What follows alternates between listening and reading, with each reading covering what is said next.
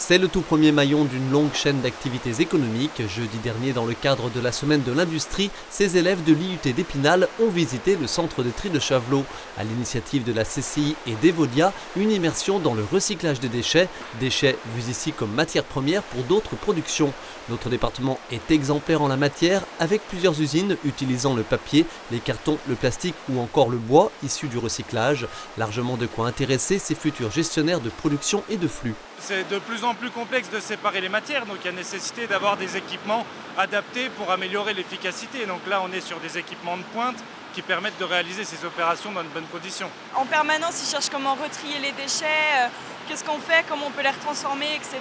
Et je ne pensais pas que c'était à ce point-là. On ne se rendait pas compte qu'il allait y avoir autant d'étapes dans le processus de tri. La gestion de flux, j'apprécie ça parce que c'est quelque chose de plus logique pour moi, plus concret. L'évolution industrielle, ce sera pendant toute la vie, donc ça évoluera encore et ça ne s'arrêtera pas. 110 000 tonnes de déchets sont triées ici, dont les 60 000 collectés dans les Vosges, dans les sacs jaunes et les points d'apport volontaires.